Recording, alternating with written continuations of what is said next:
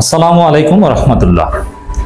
শায়েখে চরমোনাই জনাব মুফতি সৈয়দ ফয়জুল করিম, বরিশাল সিটি কর্পোরেশনের সম্ভাব্য মেয়র, ইসলামী আন্দোলন বাংলাদেশের অতি গুরুত্বপূর্ণ নেতা। তিনিও একজন পীরের ভাই। তাকে নিয়ে তীব্র বিতর্ক হচ্ছে। তিনি তার একটা সংবাদ সম্মেলনে বরিশালে, সেখানে তার সংগঠন এক নারী সাংবাদিককে নিউজ কাভার করতে সেখানে অবস্থান করতে দেয়নি, তাকে চলে যেতে বলেছে। হ্যাঁ, ভদ্রতার সাথেই বলেছে, এমন না যে তার সাথে খারাপ ব্যবহার করে ঘাট ধরে বের করে দিয়েছে, বিষয়টা এরকম নয়। তাকে বুঝিয়ে বলেছে যে আমাদের আলেম ওলামারা তারা পর্দা করেন, অতএব তাদের প্রেস কনফারেন্সে কোনো নারী সাংবাদিক উপস্থিত থাকবে এটা তারা পছন্দ করেন না, যে প্লিজ আপু কাইন্ডলি আপনি যদি এখানে না থাকেন ভালো হয়, এইভাবেই বলা হয়েছে সর্বোচ্চ সম্মান দেখিয়ে। কিন্তু এটা ঠিক হয়েছে কিনা অনেকে বলছেন, ইসলামপন্থী অনেক নারীরা বলছেন যে শায়েখে চরমোনাইকে ক্ষমা চাইতে হবে, তিনি কাজটা ঠিক করলেন না। তো দর্শক, প্রপোজিশন হিসাবে আলোচনায় আমি যেটা বলতে চাই যে হ্যাঁ, শায়েখে চরমোনাই একজন রাজনীতিবিদ হিসাবে, একজন আলেম হিসাবে আজকে যে ঘটনা ঘটেছে, তার সংগঠন যে কাজটা করেছে, তিনি নিজে যে ওই নারী সাংবাদিককে ওখানে ঢুকতে দেননি বিষয়টা কিন্তু এরকম নয়, তার সংগঠন করেছে। কিন্তু যেহেতু সংবাদ সম্মেলনটা তাকে দায় নিয়ে এই বিষয়ের জন্য ক্ষমা চাইতে হবে। তিনি এটা ভুল করেছেন, নাজায়েজ কাজ করেছেন, রাজনীতিতে নাজায়েজ কাজ করেছেন, শরীয়তে ওটা নাজায়েজ কাজ করেছেন, বাড়াবাড়ি রকমের কাজ হয়েছে এবং এটা নারীর প্রতি এক ধরনের অসম্মানমূলক আচরণ। দর্শক, বিষয়টা বুঝতে হলে তার আগে বলে নিই যে শায়েখে চরমোনাই তিনি আমাদের নেতা, তিনি আমাদের ইমাম, তিনি আমাদের আলেম, তিনি আমাদের মুফতি। তাকে আমরা শ্রদ্ধা করি এবং রাজনীতিতে এই মুহূর্তে তিনি পজিটিভ রোল প্লে করছেন, ভালো আচরণ করছেন, ভালো রোল প্লে করছেন। জাতির বৃহত্তর স্বার্থে অন্যায়ের বিরুদ্ধে তার ভূমিকা এই মুহূর্তে আমরা অ্যাপ্রিসিয়েট করছি, প্রশংসনীয়। ইট ডাজন্ট মিন দ্যাট তার সব কাজের লাইসেন্স আমরা দিব অথবা তিনি কোনো ভুল কাজ করলে আমরা সমালোচনা করবো না। তিনি এখানে বড় ভুল করেছেন এবং তাকে অ্যাপোলোজাইজ করতে হবে। He must apologize for it. কারণ কি দেখেন, প্রথম কথা হচ্ছে ওই নারী সাংবাদিককে ওখানে নিউজ কভার করতে দেয়া হয়নি, এটা ওই সংবাদ সম্মেলনের নীতিমালা লঙ্ঘন করেছেন। কারণ তিনি প্রেস কনফারেন্স করছেন একটা ওপেন জায়গায়, সেখানে সব সংবাদ মাধ্যমকে দাওয়াত দিয়েছেন, সেখানে নারী পুরুষকে আলাদা করে দাওয়াত দেননি। দাওয়াতের সময় বলা ছিল না যে নারীরা যেতে পারবে না, শুধু পুরুষরা যেতে পারবে।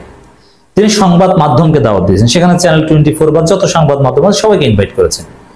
তো এখন এটা বাংলাদেশের প্র্যাকটিস যে কোথাও নারী প্রতিনিধি থাকে, কোথাও পুরুষ প্রতিনিধি থাকে। তো ওখানে বরিশালে নারী প্রতিনিধি, তিনি যাবেন, এটা স্বাভাবিক। এখন তিনি দাওয়াত দিয়েছেন, ওখানে এসেছে, তাকে ঢুকতে দেওয়া হয়নি, এটা দাওয়াত দিয়ে খাইতে না দেওয়ার মতো, এটা একটা বড় ধরনের অন্যায়। হ্যাঁ, তার যদি সমস্যা থাকতো তিনি দাওয়াতের সময় বলে দিতেন যে শুধু পুরুষ অ্যালাউড, তখন চ্যানেল 24 সিদ্ধান্ত নিত তারা প্রতিনিধি পাঠাবে কি পাঠাবে না, অথবা পুরুষ প্রতিনিধি থাকলে শুধু তাকে পাঠাতো। কিন্তু আপনি দাওয়াত দিলেন, ঢুকতে দিলেন না, এটা হয় না। দাওয়াতের সময় তো নারী অ্যালাউড না এটা বলেন নাই, এটা একটা অন্যায়। এরপরে বাংলাদেশে এটা কমন প্র্যাকটিস, চরমোনাইয়ের বিভিন্ন প্রোগ্রাম কভার করতে নারী সাংবাদিকরা হর হামেশা যায়। কই সব জায়গায় কি নিষেধ করেছেন? করেননি, তাহলে এখানে করেছেন কেন? এর মানে চরমোনাইয়ের প্র্যাকটিস এটা না। বিভিন্ন সংবাদ মাধ্যমে নারী সাংবাদিকরা চরমোনাইয়ের বিভিন্ন প্রোগ্রামে নিয়মিত কভার করে, কোনো সমস্যা নেই। চরমোনাই সমাবেশ থেকে শুরু করে বিভিন্ন জায়গায় এটা নিষেধ করা হয় না। এবং প্রশ্ন করেন, পীর সাহেব চরমোনাই নিজে নারী সাংবাদিকের প্রশ্ন উত্তর দিয়েছেন, এরকম ঘটনাও আছে। অতএব এখানে অতি উৎসাহী কেউ এই কাজ করেছে, এটা স্বীকার করতে হবে। এখন আমি দেখছি চরমোনাই লোকজন ডিফেন্ড করছে, কেউ কেউ ওই নারীকে হিজড়া বলছেন, বড় নেতা। কেউ কেউ বলছেন যে এদেরকে বুঝিয়ে বললেও কাজ হয় না, এরা সবসময় পরিবেশ নষ্ট করবে। ওরে, এটা তো চরমোনাই প্র্যাকটিস না, আপনি দায়িত্ব নিয়ে বলতে পারবেন না। অতএব আপনি এখানে অতি উৎসাহী কাজ করেন, এটা স্বীকার করে ক্ষমা চান, বাড়াবাড়ি করেন। এই বিষয়ে বাড়াবাড়ি করে পারবেন না, কারণ আপনার পক্ষে দলিল নেই, আপনি যেটা করেছেন অন্যায়। এরপরে আসেন, দেখেন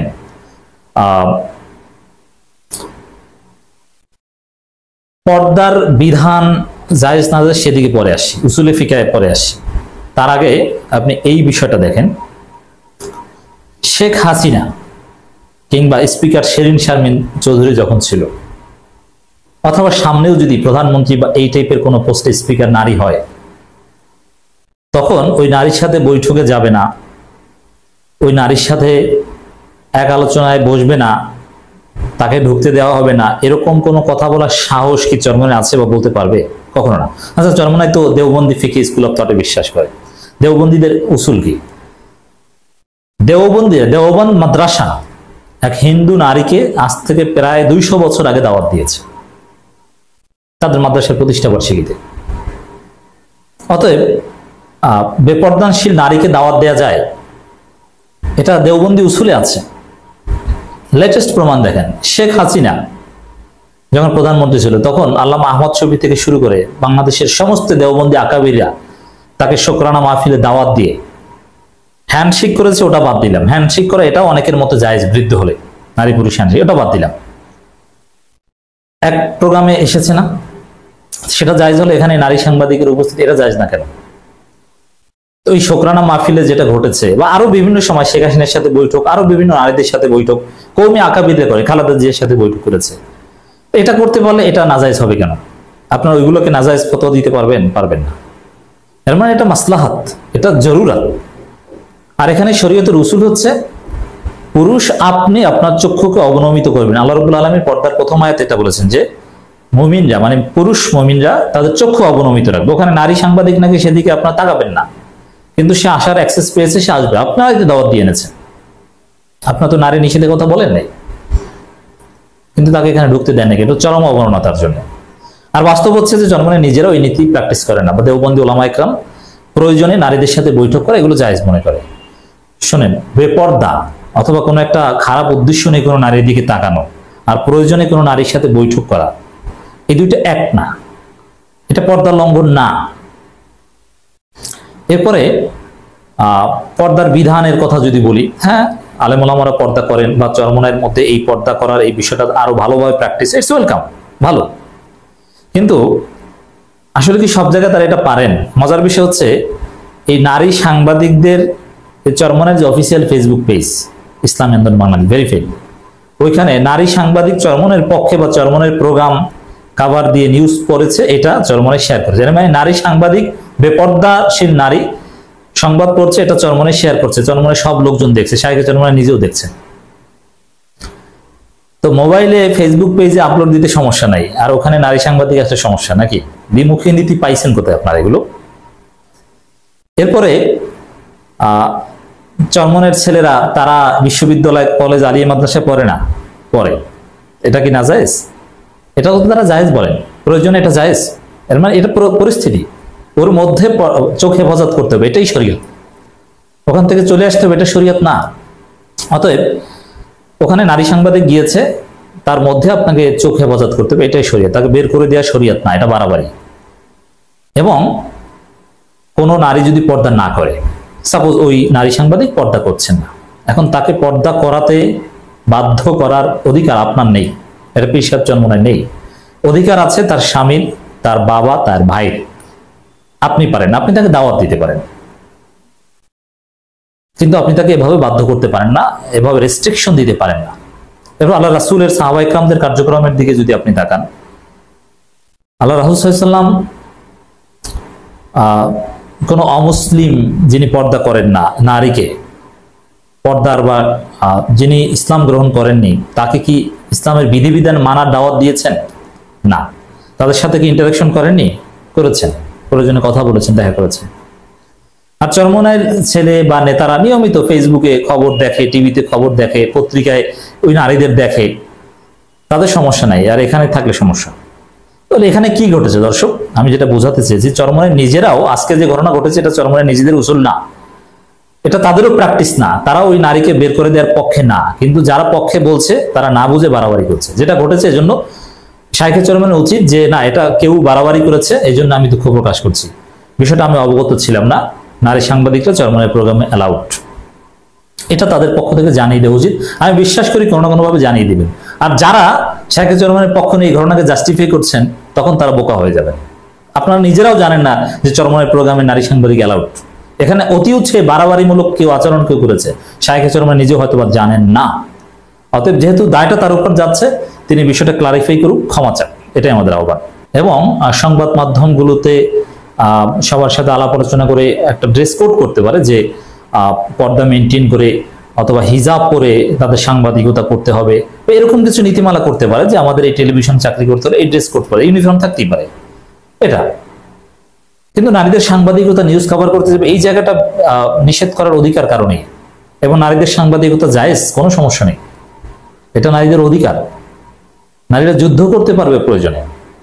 এখন যারা এগুলো নিয়ে বাড়াবাড়িমূলক কথা বলছে তারা আবেগে করছেন, তারা আপনারা বুঝছেন না, জানছেন না।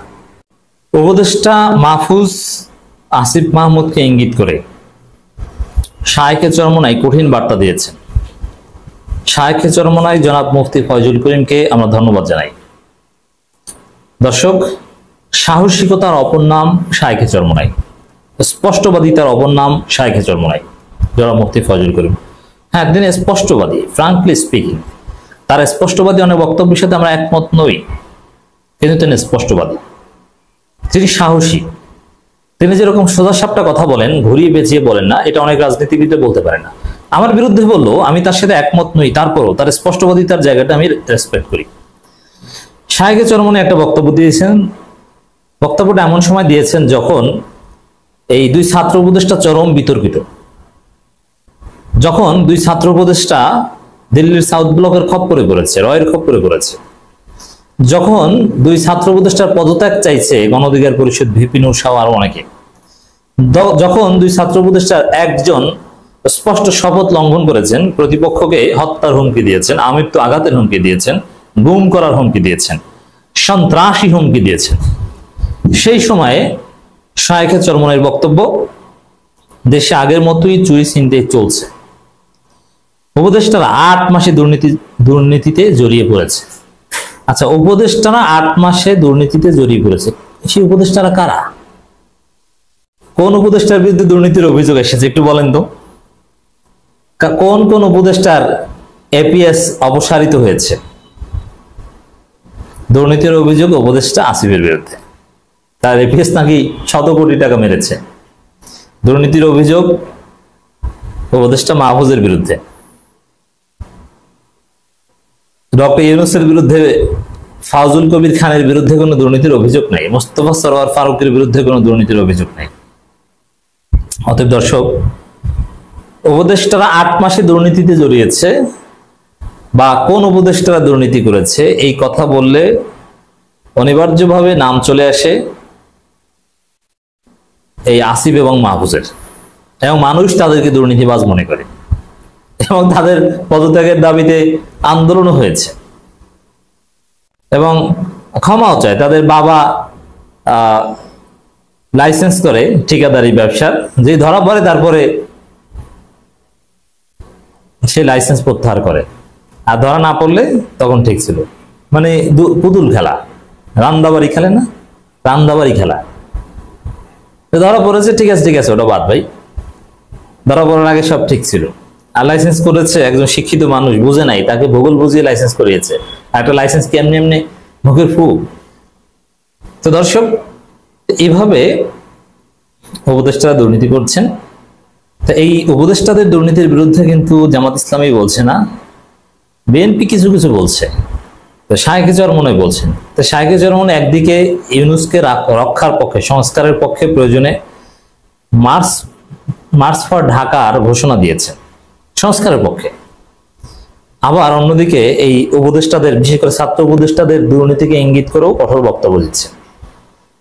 এটা চমৎকার অ্যাপ্রিসিয়েট করতে হবে আমাদের। দেশে আগের মতোই চুরি ছিনতাই চলছে বলে মন্তব্য করেছেন ইসলামী আন্দোলনের নায়েবে আমির মুফতি ফয়জুল করিম। কিশোরগঞ্জে মন্তব্য করেন ফয়জুল করিম, বলেন, ফ্যাসিস্ট আওয়ামী লীগ সরকারের সাবেক প্রধানমন্ত্রী শেখ হাসিনা 15 বছর ক্ষমতায় থেকে ভারতের সঙ্গে গোলামি চুক্তি করে গেছেন। আমাদের চট্টগ্রাম বন্দরে ভারতের জাহাজ এলে বিনা শুল্কে তাদের মাল খালাস হতো। গত 15 বছরে শেখ হাসিনা দেশটাকে ধ্বংস করে গেছে। শেখ হাসিনার সমালোচনা তো আছেই, অ্যাট দি সেম টাইম এই ছাত্র উপদেষ্টারা যে আকাম শুরু করেছে, হ্যাঁ, আমি অবশ্যই সরকারের ছাত্র উপদেষ্টা রাখার পক্ষে, কিন্তু সৎ ছাত্র উপদেষ্টা থাকতে হবে, দুর্নীতিবাজ নয়। যে একটু ক্ষমতা পেয়ে কোটি কোটি টাকা এবং প্রতারণা করবে, একজন জিন্নে টুপি পরে রাজনীতি শুরু করে এখন পিন্ডির গোলামি থিওরি নিয়ে এসেছে দিল্লির সাউথ ব্লকের পরামর্শে, আর একজন সরাসরি ভারতের দালালি শুরু করেছে। এরা বলছে যে আমরা রাজনীতি করি না, অথচ রাজনীতি নিয়ন্ত্রণ করছে এরা। এই প্রতারণা চলবে না। আখতারের মতো সৎ ছেলে যদি উপদেষ্টা হতো, ওয়েলকাম ছিল, আরো অনেক, অভাব নেই। এদের চেয়ে যোগ্য লোকের অভাব নাই। ছাত্র উপদেষ্টা আরো 12 হোক, কিন্তু সৎ। সাদিক কায়েমদের কেন নেওয়া হয় না? সাদিক কায়েমকে উপদেষ্টা বানানো আমরা চ্যালেঞ্জ দিয়ে বলতে পারি, 1000 কোটি টাকার বস্তা সামনে পড়ে থাকলে 1 টাকা ধরবে না।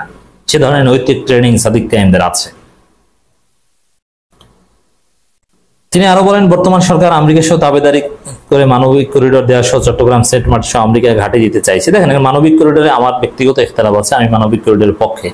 কিন্তু এই যে মির্জা আব্বাস বলেছেন চরমোনাই নাকি কিছু বলে না, জামাত নাকি কিছু বলে না মানবিক করিডোরের বিরুদ্ধে, কই চরমোনাই তো এই মানবিক করিডোরের বিরুদ্ধে বললো ভাই।